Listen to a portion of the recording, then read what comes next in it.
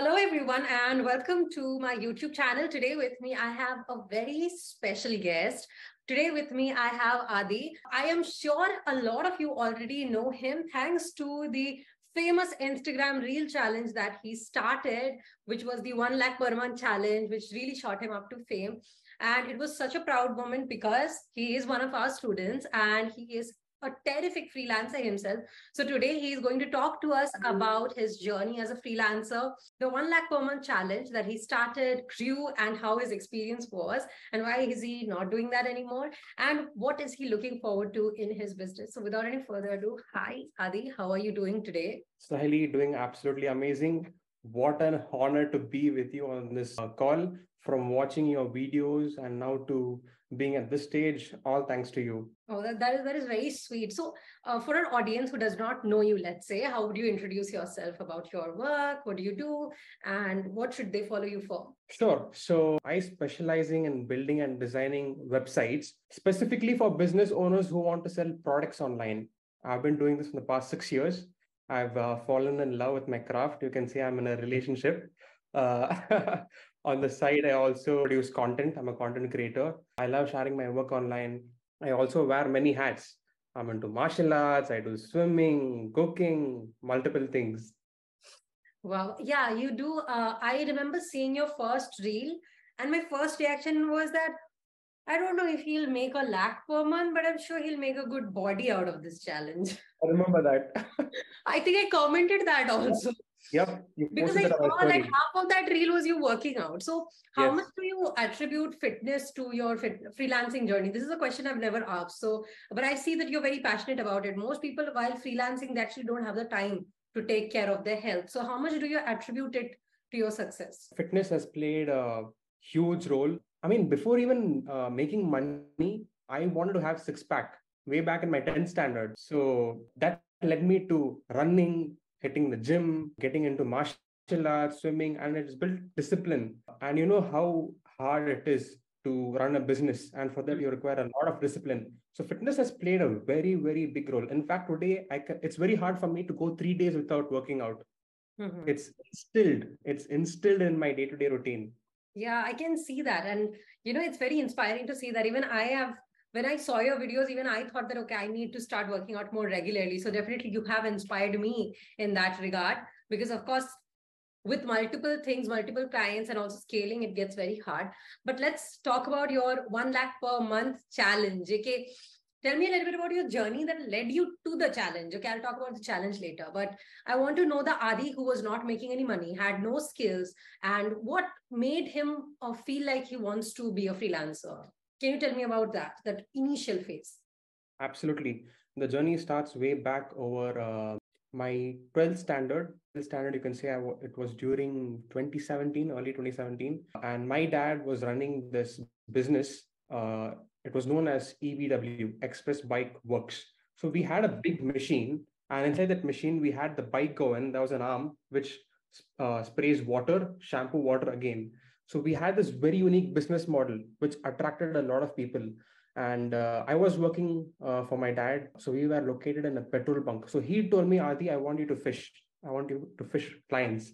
So I used to go to the people who are filling petrol and I used to tell them, hey, your bike looks dirty. We can get it washed in 2 minutes. So there I started learning communicating with people, how to close. I was washing bikes, I was servicing vehicles. And after a year and a half, we sold that business.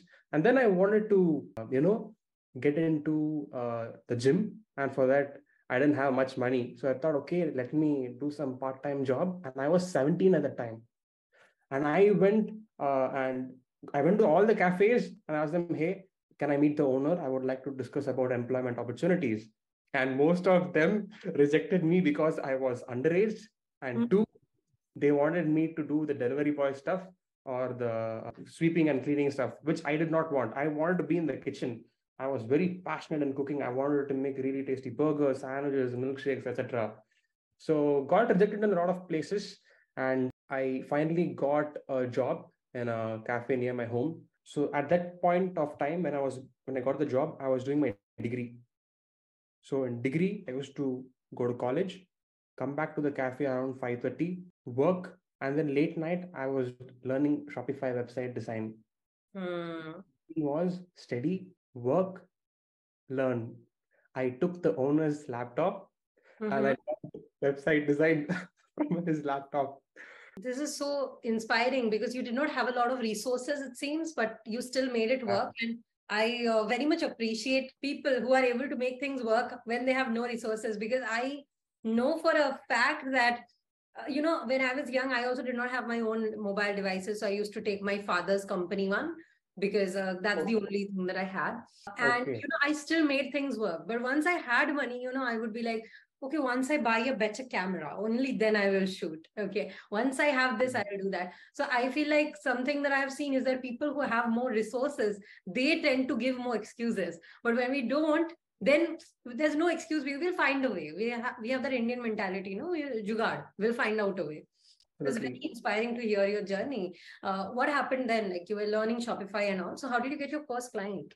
Right. So what happened then during my degree, first year of college, I was working part-time, then learning website design.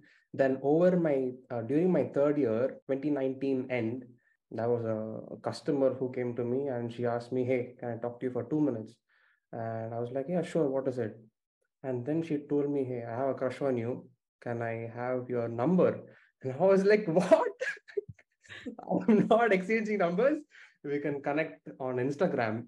And then we connected. I got to know her. We dated. And then after a few months, COVID hit and we were having problems. And then we parted ways. So during that breakup phase, right, I was like, I need to get my life together. And I looked at all the work I was doing in regards to Shopify website design. Then I started searching how to make money online. And then my dad used to tell, hey, check out FIVERR. My dad knows a lot of stuff. He's like Google at home. We call him Google. So he told, check out FIVERR. I checked out FIVERR, Freelancer, and Upwork.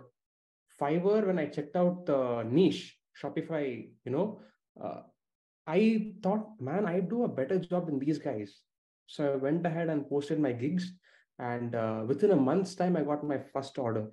And after that order, it was a snowball effect. Orders after orders, clients after clients. So FIVERR is the place where I got my first client. I remember seeing your pages and you were like, yeah, I've done these many projects already for people. It's very funny that you were so talented, you were so driven, but it still took you a breakup to get this done. I am so grateful to her. And that was like a major, major turning point for me. I'm so grateful for her. If she sees that, thank you so much. But that was a turning point. I utilized it like anything. FIVERR worked out great for me. And 2 years later, I realized, man, I am getting underpaid in FIVERR. Yeah. Make a lot of money getting clients. That is the next question I was coming at. So you were already pretty successful on FIVERR from what I earn. And I know why FIVERR I don't recommend. My biggest reason is that you have to pay a lot of money in commissions. And then if you're a high income freelancer, Indian taxes are very high. So technically you lose half of your income to the platform only. So it doesn't make sense if you're earning 20-25 lakhs and you're losing half of it. What's the point of it? My reason is that I don't like it. But you were on FIVERR, you were successful. Then why did you want to go the personal branding way? Why did you want to learn other strategies and all to become or to get clients in freelancing? So even during my freelancing period on FIVERR, it's been over 2 to 3 years, and majority I was focusing on providing Shopify related services. But after a time, I wanted to stretch. I wanted to get into other niches, which was into marketing, Facebook ads, Google ads, TikTok ads, and then I ventured into cold calling, SMMA, and stuff like this. So during my recent times, well over 6 months back, I experimented with cold calling. So there was an instance where this Australian SMMA agency hired me to do cold calling and get them clients. They told, hey, we'll pay you $60 and we'll give you a commission based on the clients you close. I was like, yeah, that's pretty good enough. I'm okay with it. Because for me, my intention was learning how to do better cold calling. That was my intention. So for 3-4 days, I literally sat on my seat my butt got sore and I was just dialing in calls. And after 4 days, when it came to the payment, he told me that your work was not good enough. And he paid me, I think, around $16-20. And he made the statement. He told that $16-20 would convert good enough for your currency. That felt like an insult to me. Just because I'm an Indian, and even when you pay in Australian dollars, they think that it's a very big amount. Yeah, Australian dollars is less than US dollars. Yeah. Yeah. So that felt like an insult. And that's what triggered the living hell out of me. I was like, I'm done with Fiverr. I've made decent amount of money. I have my portfolio in place. I have my past clients. Now it's time for me to get clients by myself. That's when I decided to invest in F101. I did a ton of research. You did? I did a ton of research. I went through F101 website like probably 10 times, reading every single line. What are you offering? What is included? This is interesting to know because I have never thought too much about the website ever. And you are a website designer, so it's natural that you do. But for me, actually, my website was also very shit for the longest time. I'm sure you must have noticed because, for me, since I have a personal brand and also I have so many clients to handle, usually like website is the last thing on my mind. Right. So usually I'm not very active about it. But when you say it, that I went through the website 10 times, now I'm thinking that was it impressive enough? I'll tell you why I went through the website 10 times. That was because it was a huge investment for me. And I think for a lot of people, it is. Yes, people who are starting out, right? They literally see every single line of what is being included. I went through tens of interviews with successful stories. And today, being in touch with them is absolutely insane. Yeah, I'm sure. It must feel like a very long journey. Whenever a new batch begins, I ask a few older students who are now doing well to come and talk to the newer ones and tell them that it's fine because everybody is so nervous when they get started. And also, I think when you get started, you have a lot of mental block also. Ki, matlab, would I be able to do that? It feels like everyone else got lucky and I won't be able to. So how was that like? Like when you got started for the first time, just enrolled, just saw the first few classes, how was that feeling like? Were you feeling confident? So when I started off, I had really high hopes. I had really high expectations because with the success stories you posted on your YouTube, that was like, dude, I'm gonna make 1 lakh learning from Saheli. Yeah. You won't believe how hungry I was. I was desperate. Like I had no other option. I wanted to make a lot of money, and I knew that you had the knowledge, you had the resources. So when I started watching your videos, F1 videos, I was like, I watched it once and then I rewatched it again and took notes. Like I was like a scientist, part-time scientist, writing notes and doing everything. What you shared in the F101 Academy was really helpful, very insightful. Even though I had some experience freelancing, it did help me polishing my portfolio, getting to know a lot of lead generation strategies. Yeah, I'm sure, especially like I think the newer F1 on 2.2, I think when you enrolled, the 2.0 was already out there. The previous one was much more concise. And I think it suited then because I think the first version I released was I also had very little experience compared to now. Of course, it was 2-3 years back that I released the first version. Secondly, back then the market was not very educated about freelancing. So they did like lead generation, this term that you just used, nobody would know what is lead generation 3 years back, a new freelancer. So of course it was tailored for ekdam basic beginners. But yeah, recently I just revamped the entire thing with much more advanced lessons. So I guess your timing was also right. Great decision. It was a great decision from your side as well. Thank you. And then you made your portfolio again and revamped everything. Absolutely. So I already had my portfolio website in place. Then I want to show you something. Yeah, sure. No. So when I took the course, right, I told you how hungry I was. Yeah. I was desperate for success. So this is my book. I told you I'm into fitness, right? That's why I like books with these kind of branding. And here you go. In the front page, right, I've written here, you win, your clients win. You win when your clients win. Wow, वहाँ पे तो लिखा है सहेली. Oh my God, this is so sweet. You'll send me a picture of this later. See what I put there. Oh, this is so sweet. This is so sweet. Yeah. Because I knew internally that this particular course, academy, program had all the resources. I think that all of us have this habit of like noting down, although I don't have this. So for example, I also always have this notebook on my desk, and whatever I'm studying, I just write about it. So recently, although I am doing something different, I'm learning Spanish on priority. I saw that in your goals. Beautiful. So yeah, I think this is something common between us freelancers. We always have a notebook around because it's kitna bhi Notion and kitna bhi Todoist and kitna bhi like apps aa jaye, wo desi pen paper pe likhna, that never changes. That never changes. So yeah, it's very sweet to see that. You'll send me the picture of that, okay, later. For sure. So I spent majority of my time going through one video. So this is how I did. So when I bought the course, I started seeing each videos. Probably I just took one module at a time. One module might contain 1 or 2, 3 videos. So I used to watch whatever modules were in those videos, and then I used to rewatch them again and take notes. This contains all the important notes from each single video. Welcome to F101, and every single line, every single important thing you mentioned in the video, right? I'll share this. That's how I did. So this entire book is filled with notes from Saheli's F101. Oh God, you're being very sneaky about it. If somebody gets hands on this book, there's a high chance they're going to fast track. Yeah. Journey. You need to send it to my team because I am thinking of making a clip note kind of a thing. You have already made it. Nice. Yeah, sure. I'll send that. No, but it's really nice that you wrote everything down, because see, I am pretty sure that everything that I have said, somewhere in your head you knew it, somewhere you have heard it before, but it's only when you actively think about it, that you register it, that you actually implement it. Okay.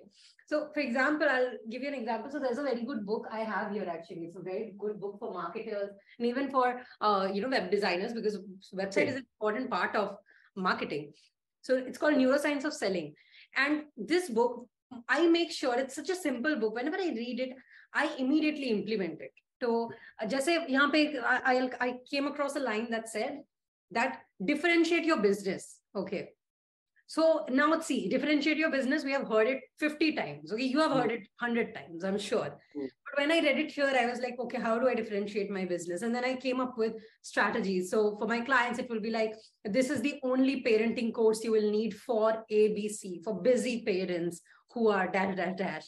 This is the only finance academy where you get everything under one roof, no upsells, which is like that industry's USP. For me, our Freelance 101 Academy is the only academy where mentors are also freelancers only. Usually, otherwise, it's no other people actually hire customer support people, and the issue with customer support is that while they are fast to reply, they don't have the experience to reply. So, and freelancing is not a one-cut approach for all. So yeah, these things help me a lot. So when you wrote them down, I'm sure you were thinking much more actively. How do I implement this? How do I go about this? So tell me about that. Like, why did you start that challenge out of nowhere? Why that challenge? Okay. And also, did you expect that you will go this viral with it? Okay. So why did I start the challenge? I started the challenge because I knew very well, if I set a challenge for myself, I will do my best. And doing this 1 lakh challenge in 100 days was not the first time. So way back in 2018, right? 2019, after my breakup, when I started freelancing, I made some money. Then I decided to do bodybuilding. I got to know about this transformation coach who had this 90-day transformation program. I was like, man, I am going to take his transformation program and I will do my best to build a really good physique. And I did a bulking. I was like 66 kgs body weight and I wanted to bulk up. So for the next 100 days, I was hitting the gym like a madman. So that was my first experience with the 100-day challenge, which was into fitness. The second time I did the 100-day challenge was after I moved into my apartment, which was 1 year back. All my friends are also running their own agency business, freelancing, stuff like that. And I was making decent money from Fiverr. And I decided, okay, let me try to make money. Let me try to make 1 lakh. Because my friends were telling, bro, you need to push yourself. You need to think big. 1 lakh is nothing. 1 lakh for me was a dream that time. I know. This is a feeling that I can so relate to because 1 lakh was a dream. So when I was 19, I hit my first 1 lakh because that is 5 years ago. And at Amazing. that point was like a dream. Okay. But now, I see it on the dashboard. I see the invoices paid and all. And I'm like, okay, it doesn't even hit to me anymore. Even like, not just one, even 10, 20, 30, it stops hitting after a point. I'm sure with you also, it has somehow saturated now. But yeah, I can understand. Emotional feeling. Yeah. But back then it's like, fuck, I can do this. I can get paid this much. What will my mommy, this happened. Please check the bank account twice. Oh God. Absolutely. So back then I was making in Fiverr, I used to make around 30, 40, 50K or really good months. I think my biggest month was when I made around 90, 95. Mm-hmm. But that was not sustainable. Yeah, sustainability is a problem. Very, very unpredictable when you're on freelancing on Fiverr. When you make 50K on Fiverr, you get 50K. I don't think so. No. So when let's say you make over 1 lakh, 20% of that goes to Fiverr, remaining is what you get. So I would have crossed 1 lakh. The remaining is what I got. But then you have to pay taxes on that also, and that's good. The higher money you make, the more taxes you pay, and it's a huge amount of tax. So yeah, how did that feel, paying so much taxes? So when I started off freelancing on Fiverr way back in 2020, I disabled paying taxes setting on the back end of Fiverr. So no TDS. Okay, you did not pay any TDS? I didn't pay no tax, nothing. It was but only after you had to pay, I'm sure. It was only after I crossed 6 lakhs in revenue on a yearly basis. That's when I hired a chartered accountant and then we started paying. But that was even after I crossed 6 lakhs. So taxes part, I think I had a escape, but now I'm paying. I think it's good to pay taxes if you're smart about it. You didn't escape. You just avoided for the time being. But in Pakistan, you don't have to pay taxes as a freelancer. So that's why you will see a lot of Pakistani freelancers, they prefer Fiverr and Upwork.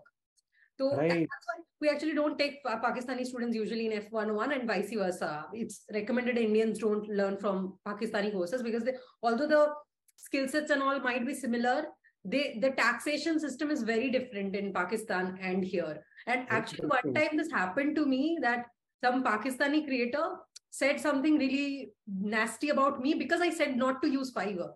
But of course, my intention is because I'm Indian, yaar. Indians को ज़्यादा tax देना पड़ता है. आप पाकिस्तान से हो, पाकिस्तान को नहीं देना पड़ता है. So I felt really bad. What's the point of attacking me like that? Whereas like the difference in our opinions is because of our nationalities. तो हाँ मुझे बहुत अच्छा लगा था. And also to add, I think it's because of the gender. Like it's usually the men out there who's grinding, want to be successful, and when they see a woman twice as successful as them, they kind of become jealous. Till date, I think I see a few people hating you, trolling you, and I just don't understand why.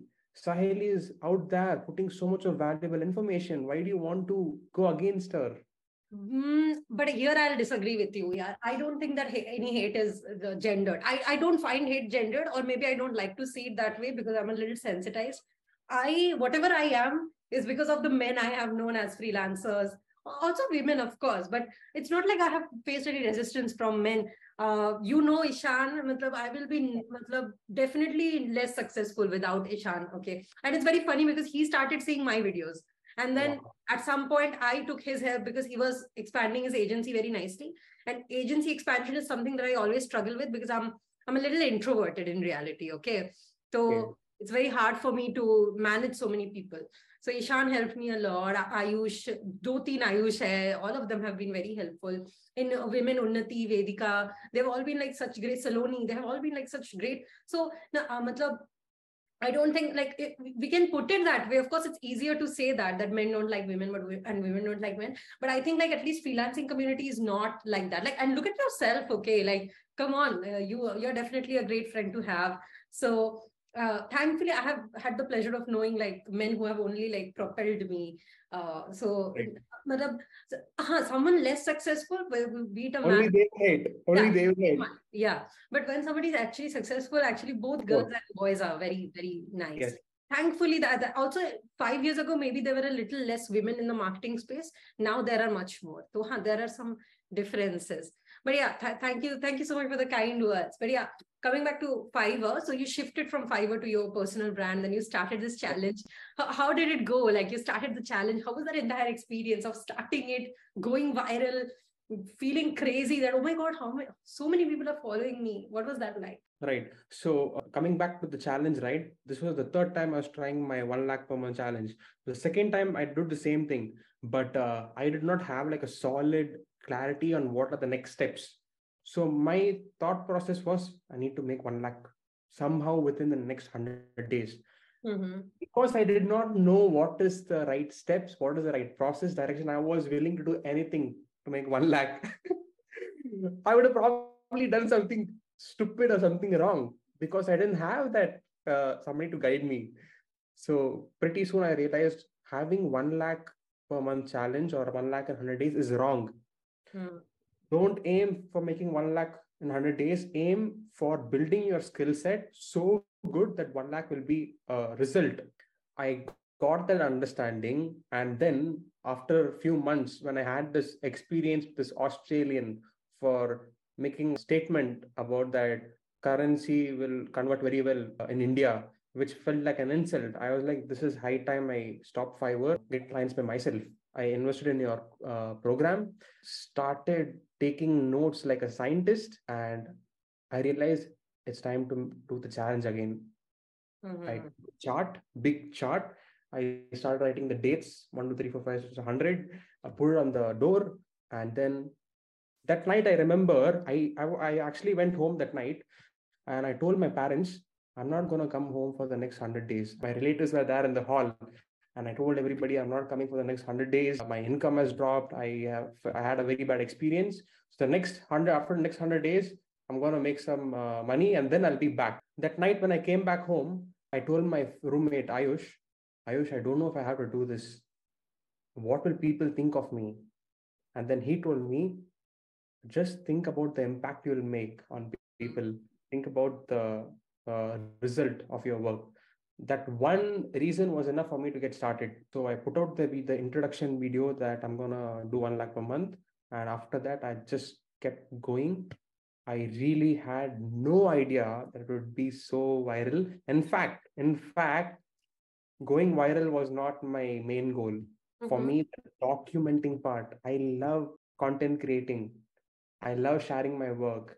And I was kind of mature enough to not overthink, wow, what will people think of me? I don't have the best camera. I don't have the best lighting, but I Yeah. have work ethic. This is like something beautiful that you said. I have work ethic. I think Indians have the best work ethic. So I've worked with a lot of nationalities, and that is something a compliment that I always get, that Indians have great work ethic, which is the maybe I don't, but just an international person. They will never work on weekend unless like they are dying. But for us, like take a weekend, but thoda kaam kar liye, it's fine. It's not a big deal for us. We will easily work outside our working hours. So the things that are like we call exploitation and all in India, actually it's very much appreciated by foreigners. So this is for anyone who's looking for international clients and you feel like you're not able to get because they won't like an Indian, they won't do. Indian have beautiful work ethic that is appreciated everywhere, because not every nation actually has this kind of working standards. It's toxic in India to some extent, but as a freelancer, you choose to do that. So you can always not do, but if you choose to do, you're always appreciated. So yeah, you went viral. I saw that when you made your first video. I'm talking about the first maybe 5 that I'm gonna make. You had still not. I think it took you about a month to get your first like high paying client, if I'm not wrong. I was following, huh? 31st day is when I Yes.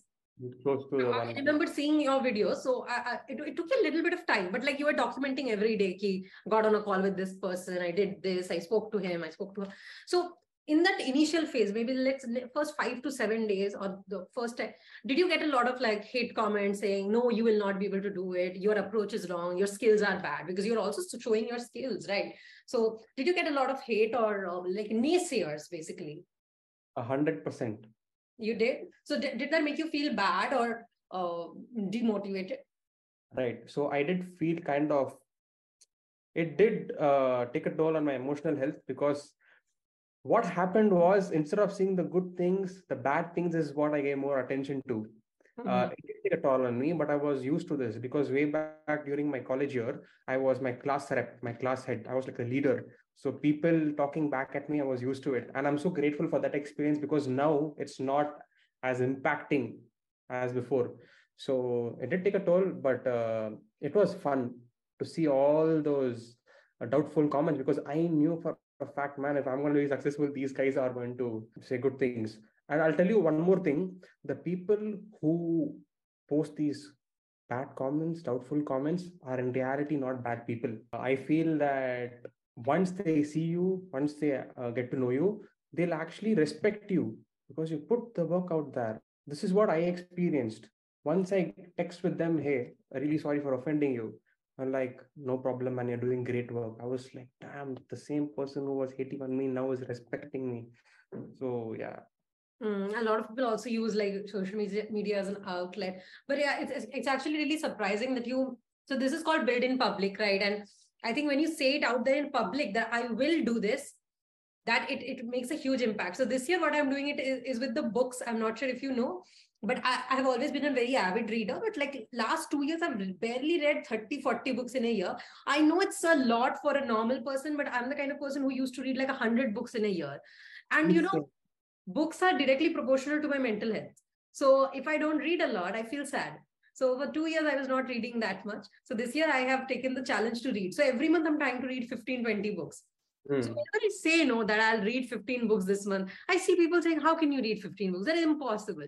Okay. It surprises me that, you know, even if it's impossible, agar 15 ki jagah, I read 12 only. Still, it's better than reading maybe 5 for me. Also, the thing is, historically, I have read more, and also I read novellas, poems. So there's so many ifs and buts. So, you know, you, even if, let's say you are not able to hit 1 lakh, I know that you hit it, you overhit it.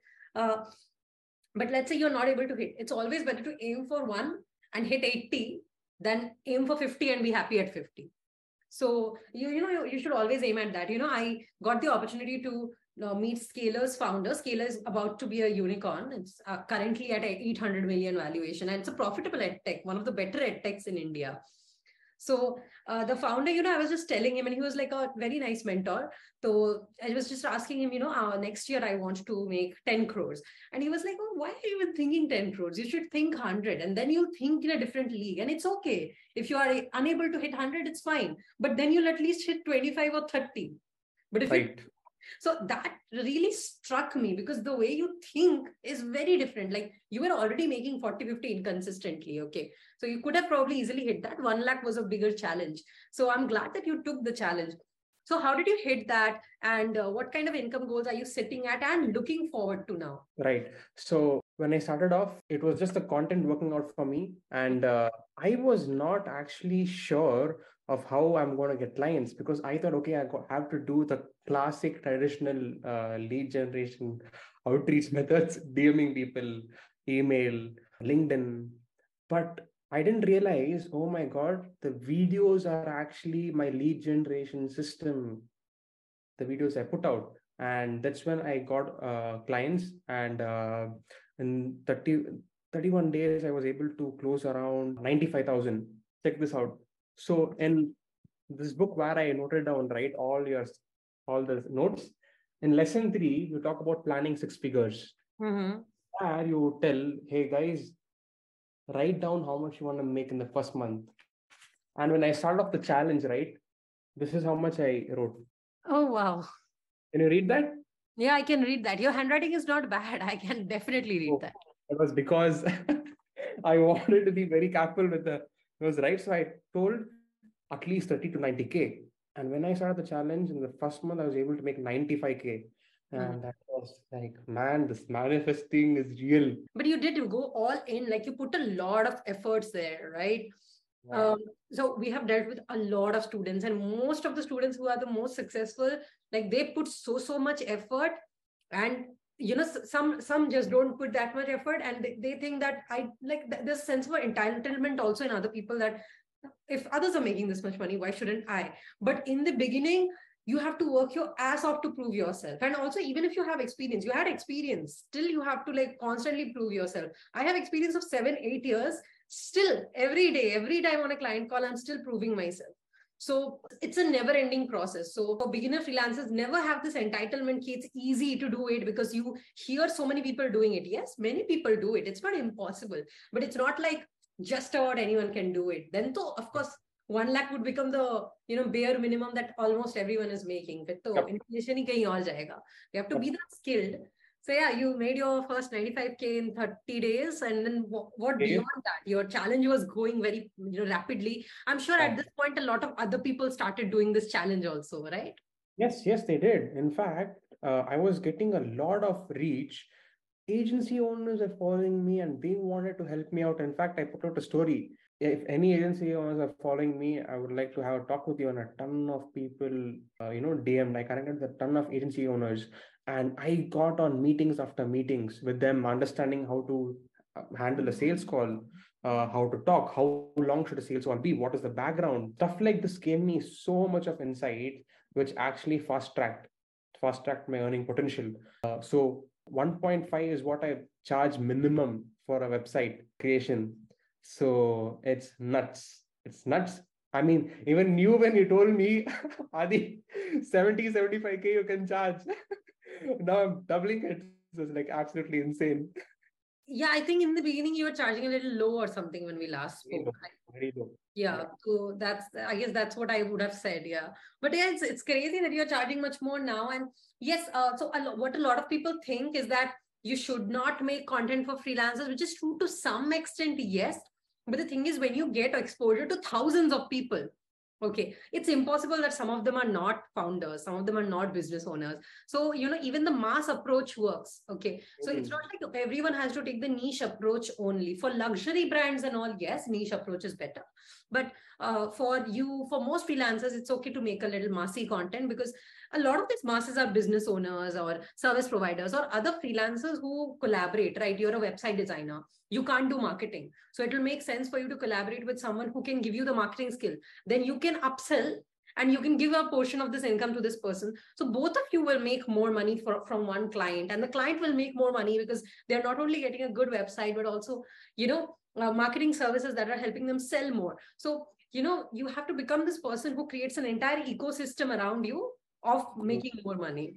Absolutely. And when you talked about the thing, entitlement, right? Mm-hmm. I think one of the most important things I did was kill my ego. I had to tell myself, Adi, you need to consider yourself as a glass half full, not fully empty or not completely full, half empty, because I had, to some extent knowledge which I knew for a fact would be valuable to others. So with that mindset, I started learning more and more and more and more. I didn't tell, hey, I'm better than you. I'm not going to listen to you, because everybody around me knew something more than me. So with that mindset, I learned a ton, and helped me a lot. Yeah, you need to kill your ego, yaar. One personal story I'll tell you. So when I was 3-4 years back, okay, so I was still growing my freelancing business, agency stuff and all. Agency is something that I have always struggled with, okay, because beyond 5 clients, I find it very hard to handle myself, and I don't know how to do it. So I had an ex-boyfriend, like now ex, then boyfriend. So he told me that, why don't I become your co-founder and I'll help you? And he had the skills, okay. But I just told him, you have never pitched anyone. You have never gotten a client yourself. Unless you have gone out there, faced that rejection every day, been humiliated, faced, a lot of people saying that you're not good enough. You are not fit enough to be a co-founder with me. Let alone work with me, you can't be a co-founder, okay? You can't even work with me if you have not faced that rejection, because that part is the hardest part. Most people will quit there. Yeah. You do lead gen in a Facebook group, you'll post that I'll work for free. Someone will crap on you saying that, हाँ, तुम तो free करने के ही लायक हो. If you take that one insult to your ego and decide I won't do this, then you're done for. So I think that rejection is more important than skills in this industry, because skills, see, a lot of people have even better skills than us. Okay, face it. But it's the persistence that people lack. So good that you killed that ego. Must have been hard. I think to some level you need to have your ego in place, but to some level you need to know when to be humble. Depends on the person. Depends totally on the project you're working on. I agree with that. It's been a crazy journey. So what are you looking forward to now? What's your next income goal? What's the next step? Are you growing your agency rapidly, or are you trying to go niche? What's the plan? To first talk about the income goal, right? A few days back, I was talking with my friend and he asked me, Adi, how much of money do you want to make? I was thinking about it. And then he said, I want to make 1 crore. I was like, okay, let's do the math. 1 crore divided by 12 months. That's 8 lakhs per year. 8 lakhs per month, right? So if I have to make 8 lakhs per month, and if I charge 2 lakhs per client, I just need 4 clients per month. And I was thinking, man, this is an achievable amount. This is an achievable figure. So right now, my income goal is to reach around, it's scary to say, but I'm aiming for 1 crore a year, 8 lakhs per month, 4 clients every month. That is crazy. And I'm sure that you will be able to do it. It's not that hard. So I have not made a 1 crore in a year as a freelancer yet, by the way. My highest income goal was in last year was 70, mainly because I don't scale. But because scaling, you'll be able to do it. So I am not able to deal with more than 3 to 5 clients at a time. So with 3 to 5 clients, I have hit that goal. So that is crazy, because most of my clients are retainers and percentage deals and revenue shares and very high paying deals. Consulting also I do. So for me, if I've been able to do that without any team that much, very little support from other people, I'm sure you'll be able to do that if you're scaling. Okay. So I'm confident you'll be able to do it. Even I couldn't think that I can do it before this year. A lot of people have a misconception that I must be making this money from my course. I make more money from my course. Of course, that is something. I make my clients 10, 20 crores. But the client will not pay me 10, 20 crores because that's there. So they'll give me a small share of it. But of course, when I make money for myself, it's all mine. Absolutely. So at some point, you will want to start your own e-commerce business, because you are seeing how much money it has. Because I have a lot of friends who run ads and all for e-com businesses. You know them. I saw you meet them the other day. So they are starting their own e-com businesses on all because they know how much money there is in their industry. So that is a fact. But I still do make very good money as a freelancer. And I am very happy that way. A lot of people have also told me to not do freelancing anymore, because of course I can make more money with info products. And I know that for a fact. But the issue is that I love working for clients. I love delving into other people's businesses, telling them what to do, overseeing things for them, making strategy for them. And it's a beauty. When you develop a website from scratch to something that looks so gorgeous that people are buying it, for me, it's like I develop a product with them that people would be inspired by and their lives will change. And then, of course, the revenue rolls in. So the dashboard is beautiful to see. I still remember the first time I saw 1.5 crore a month on a client's dashboard. I was like, fuck, there is money in the world. When you know your work can get so much of sales, did I do that? Did I, or was it because of my work? It's crazy. I think another factor is also that it's not like the client would be nothing without us. This is for all freelancers out there.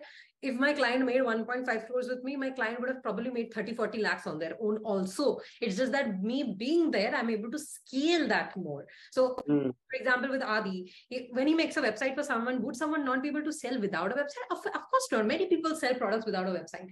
But website makes it easier. So the client who would have otherwise made, let's say, only 5 lakhs a month, by investing only 2 lakh or 3 lakh in his services, is able to raise that 5 to 10 every month. Okay, without changing any other thing, because now everything is so sorted. People want to buy more. It's easier to buy. They can reduce their manpower, because if somebody is selling on DMs and calls, of course, more people have to be involved. You can't automate it. So that is the value of his service. Okay, this is something I think Adi, you must have also realized by now, you're not designing a website for someone. You're making a solution that is improving their sales. You know, a lot of people, they're like, it's just a page I'm designing. I think 10K is fine. It's just a page I'm designing. I'll charge 20K. But it's not a page you're designing. It's a solution you're making. And if you don't know that, a client will easily tell you that, oh, I'll get this website done for 5K. Tum batao, 4K you'll do or not. So don't get manipulated by clients. The value of service is sales and not a page or a set of code. That is just the overlook of it, but it's so much deeper than that. What has your experience been with this? Have clients tried to manipulate you to charge low, and how did you stick to your word, or have you gotten fooled? That also I want to know. It's a very good point to talk about. So in the beginning, I knew for a fact that my website design is much better off than others in the market. But when I quoted them, hey, it's going to be 80K, 90K, 1 lakh, 1.5, I did not get that client. The reason being was because I did not have the credibility. Mm-hmm. Once I started having credibility, my social online presence and stuff, when I had more clients coming in my previous work, I had a better portfolio. Clients do a lot of digging. It's crazy. We don't know. Just like how I became one of your students, I did a lot of digging. The same way even clients do, because they're going to invest a lot of money. So then when I came to a point, I had my portfolio in place, I had my online presence in place, I had my clients talking good things about me. On the sales call, they asked me, okay, how much is your quotation? I should tell them it's going to be 1.5. I require around 4 weeks. And they were like, okay, they'll try to bargain. And I would say to them, you can get a website for 20, 30K. But that person probably would not have the 6 years of experience. They would not have the right process to design a website, the right resources. So I give them certain reasons on why me working with them is going to be so much better off in the long term than just working with somebody who doesn't have the credibility. And that's why they hire you. There are a lot of intangible things as well, right? It's not just what you show, it's their mindset. And my friend told me recently, rich people don't pay for peanuts. Rich people would like to pay a lot of money to do really good work. So my good work is actually like a proof of concept. Okay, this guy might do a really good job for my website as well, and I'm willing to pay a lot of money for that. You know, one of my favorite strategies is to, you know, when a client is saying that I don't want to do this way, that way, or I don't think I should, okay, I'll just open a competitor site and I'll be like, you know, they are doing it that way and they are successful. Don't you think that they might be right? Okay, it depends. Okay, you know, a freelancer should know how to use a competitor to your advantage. So if I want the client to sway in that direction, because that will benefit me financially, and I also know that this is a good decision for them, I'll show them a competitor website and tell them that this works. If I think they shouldn't do it, I'll be like, your competitor is also doing this. You look the same. Don't go that way. You know, instead do this. So that's a very smart way. You know, I read a lot about psychology. Like if you see that one entire row is like books on influence in psychology and marketing. So, you know, if you come to Calcutta, you should definitely check out my library, Adi. You'd love it. But yeah, like you need to know as a freelancer how to sway the conversation in your favor, because I think a lot of freelancers do this thing. They are like, okay, client, I'll do this, I'll do that, and in the beginning it's fine. Okay, everybody's like that. But at some point you need to know that you are two equals. You are serving your client to make more money and they're paying you because, you know, it pays them more or makes them more money to pay you than not to pay you. Is everyone a good fit? No, but it's a process that people have to figure out, right? So you're an equal. So talk like an equal. Otherwise, clients would always try to take advantage of you. 100%. And you know, the point where you get to an equal comes with experience. It's not like day one you're going to be an equal. I see a lot of people making mistakes, them trying to become a teacher before becoming a student, and they go and add in, I'm an expert in this, that, before even learning it. I think they need to understand, if you're a beginner, it's okay. Don't go ahead and manipulate people thinking into an expert, because people paying you a lot of money will know that you're talking bullshit. That is something people should know. If you're a beginner, absolutely okay. Work your way up there. You will get to a stage where you understand, okay, this client is my equal. I can ask him a really good amount because I bring him so much of value. Yeah, absolutely. I think this entire conversation, I have learned a lot about your entire process in which you that you use to get clients, things that you do really uniquely. You have a very unique insight into fitness and discipline that I really like. I think it's motivating me a lot to be more disciplined in my endeavors. Last couple of questions for you, Adi. What was your favorite part about Freelance 101? Okay. And you can tell me unfiltered. My favorite part about F101 was Saheli herself. Oh. She shared so much. I really appreciate you taking the time, spending so much of energy on putting out this much content. Let me tell you, it is life changing, right? For me, it definitely helped me polish my portfolio, get certain strategies, understand certain things, and the guest sessions you have, that is priceless. Oh, yes. We are working on it. We are working really hard on it right now. People should consider so many things that you do that others are not doing. When I saw that website with all the things you're providing, I knew, man, this is what I need to enroll myself for. I would definitely recommend you over any other person teaching freelancing. And I've done that blindly multiple times. So my favorite part was you, Saheli. Oh, thank you. I'll take that. I'll take that as a compliment. Absolutely. Like especially with the guest sessions, we're trying to get like international talents into the academy. It's very hard for people to invest from India into their original products because the parity is huge. Like their products are minimum $500, $1,000. So I'm trying to get them to take sessions for us so that they're still able to learn. And it's been going great. And the amount of love these creators also get after they host a session, they're always like, Saheli, like, you Indians are like so loving. And I'm like, yes, we are. Because, this is another thing. Okay. Hum log jo teachers ko, the love we give to teachers, it's not very common in US or UK. Right? Blindly follows. So even when somebody is teaching us online, we have that guru-like Shraddha for them. So when Jasmine Alec came or Chase Dumont came, Ishan took a session, like everybody's like very excited because they're like, okay, I'm getting to learn from this really talented person without having to pay anything extra. And they're very, very, that love is very surprising for the international people because they're not used to something like this. Yeah. But yeah, I think I love my culture so much. And I see such a bright future for India in freelancing. And thanks to you, more and more people are getting aware of it. And I think that we have a long, long way to go. But freelancing is definitely like a very strong future of India. So thank you so much, Adi. What's your last piece of advice for the newbie freelancer who's feeling very worried? What should he do next? They're feeling very intimidated, thinking that, oh, Adi to got lucky. He must have been doing this for so long. It was bound to happen anyway. What's your advice for them who are thinking, good for him, but I don't think I'll be able to do it? Because I know most people's mindset is like that only. Ki, theek hai, iska ho gaya, mera nahi ho payega. I think this is going to be very important to talk about. I would like to take a few minutes to talk about certain things. First off, I spent over 6 years working. I've sacrificed time with friends.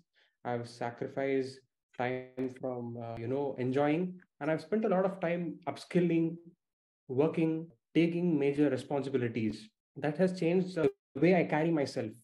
So to people who are starting off right, don't go ahead and try to aim for the money. Instead, aim for responsibilities. Try to find in work which will make you more responsible. Another really crazy advice is, please don't hate me for this, okay? No, tell me. Don't start freelancing if you're a beginner. Don't start freelancing. Get a offline job. Go work somewhere because you need to know how to talk. You need to know how to communicate, how to carry yourself. How do you handle humiliation? All these you will learn faster when you're working for someone. I was even working internship, online internships and all also help with that. Like a lot of one of my advice is always that take an internship, not for the pay, okay, but make sure you're getting paid, because if they're not paying, maybe they don't have anything to teach you. So I do agree with that. If you don't feel very confident, if you have zero exposure anywhere, it's better to start a job or an internship or something that will give you some hands-on experience first. I'm talking from my experience, because working in that cafe, working for my dad, was all being in uncomfortable situations. And that has given me so much of knowledge to be where I am today. That is one thing. Taking responsibilities, don't take in the easy route. Go work offline if you want to start out, because that will completely change the way you carry yourself. The second thing is, don't work in niches or at least in the beginning, don't work in niches where the barrier of entry is extremely low. You need to figure out a way where the niche is pretty hard to enter, but also something you enjoy doing. In my case, website design was the niche. Shopify was the tool technology which I'm using. And there was a lot of competition. A lot of people knew how to build a Shopify website.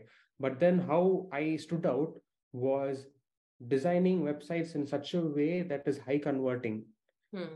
And when you talked about what you want to niche down and right, I think people should have the mindset of niching up rather than website design under that. Okay, website design, what's the next most important thing? Marketing. So that's the next step for me as well. You get into SMM, okay, fine, SMM, learn that. What's next after that? What's the next most challenging thing? Learn that. After that, I think money is important. Tell people money is important. Don't think that it's all just pleasing people. It's about pleasing people, putting out content. I made a huge mistake of giving more importance to creating content than doing my sales call. Last month was literally, I would have gone close to bankrupt last month because I was putting so much of content. I did not, get back to the leads. I had so many leads, and I was like, no, I'm just going to create content. And then the next month came, I had to pay all my expenses, right? The expenses were mounting, and thankfully I got client. It was really, really crazy. So to all the people, think money differently, right? You need to, there's a different process of thinking. Money is important. Have income goals, 10 lakh per month, something like that. Yeah, that is something I would say to people. Thank you so much. These are some very, very good pieces of advice. I'm so thankful for you to give this interview with me. I'm sure a lot of them will find it helpful. This interview is probably going out before your networking session with our academy students. So one of the features of our academy now is that we ask our students to host sessions where they network with the others, our top students. And of course, Adi has agreed to do that on August 13th. So most likely this is going before that. So if anyone is a student watching this or is becoming a student watching this, on 13th, Adi himself would be there in our session hosting it. Last month, we had some amazing students who hosted. So we're doing it again every Sunday networking sessions, because I think when freelancers network, they're able to create such beautiful opportunities for each other. So thank you so much for agreeing to do that as well, Adi, and giving this beautiful, beautiful interview. It was so good talking to you. I feel so inspired myself. Okay. I need to, keep myself more accountable. And I'm pretty much sure that I'm going to talk to you so that I am more accountable, because you just make me feel like, okay, I have to do this. You have that hunger. And when I talk to you, it kind of like rubs off on me. I'm sure anybody watching this also, it's rubbing off on them, because that energy I can see, it's very, very contagious. It was lovely talking to you, Adi. Thank you for your time. All the things that he talked about, and all the materials that he talked about, and his social links will all be in the description below. Any last words that you need to mention? Guys, believe in your ideas. That's my last advice or tip. Because you believed in your idea and it really worked out so well. So I can understand that. Thank you so much. And yes, I'll be ending the video now. I think it's over an hour now. So yeah. Wonderful talking to you, Saheli. From Same watching your content to being on this interview, let people know that life can go from 0 to 100 like this. But going from 0 to 100 will take 6 years of work. So keep that in mind is what I would say. Yes, absolutely. Also, 6 years of work to theek hai, but even 6 months of very dedicated, hard focus work, that also compiles very, very quickly. Okay. Oh, I call this the one high quality action per day. One high impact action per day. All right, guys. Thank you so much for attending. Bye bye. I'll see you with another video next week. Thank you so